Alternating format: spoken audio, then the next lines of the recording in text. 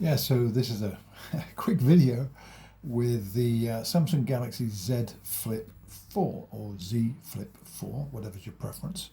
I just set it up. This replaces the Z Flip 3 that I acquired back in May. Great trade-in deal and other elements to a super offer. It was so compelling, how could I say no to that? Um, this one is looks exactly the same as the previous one, but under the hood, as it were, is where it counts. I think faster processor. I've got it with much more memory, storage space.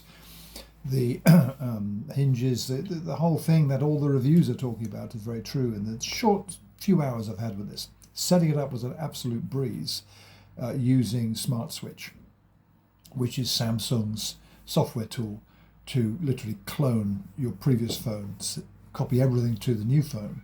So all your apps, everything you've got, if that's what you want to do, is just done. It took less than 20 minutes. Seriously impressed with that Samsung, I have to say. It did it on the Z Flip 3 before when I moved stuff from the Galaxy S20 I had. This time it worked from the Z Flip 3 to the 4, absolutely seamlessly. The only thing it hasn't done well is the Galaxy Watch 4 that I have. It said it did a backup, but it looks like it didn't. So the most recent one I've got, according to Samsung Cloud, is from June. So a bit disappointed with that. Nevertheless, no big deal. I don't use the phone materially. There's no apps installed on there of any substance, so that's not a big deal. In any case, I am impressed with this. So this is a quick video just really to say all of that. I will probably do a review at some point soon, but I want to get to know this a bit, and get to know what the pros and cons are.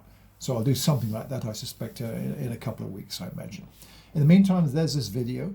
If you visit my blog, you can read the review I wrote of the Z Flip 3, and all of that applies to the 4, except the 4 addresses the big concerns from the 3, which were battery life, very poor. I mean, I had to admit I did notice this recently on a trip abroad where using the phone a lot, the camera, it was running out of juice at about 2 p.m. So half a day with not, I mean, heavy use, but not mega heavy.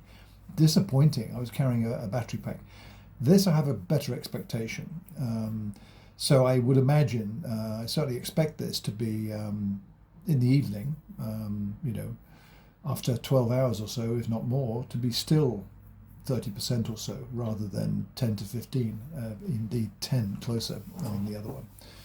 Not a huge deal for me to charge a lot. I don't use the phone as I used to previous models. A lot of things, video, watching video, making video. I don't do that with this, so I don't see it like that.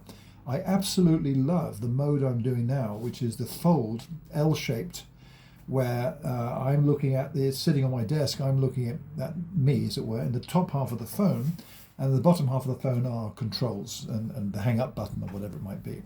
That's nifty. And I've been using the 3 a lot for that. So I expect this to be better on this.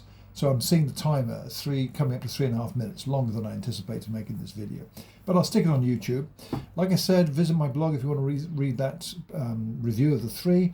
I'll undoubtedly refer to that when I talk about the 4 review, because all of that applies. All the good things on that apply. So I'll focus on the differences and actually make a point about, is it worth doing the upgrade? I guess I can answer that right now. From my point of view, only if you've got a really, really good deal that makes it worthwhile. Or if you simply got to have the latest, well, there's a reason.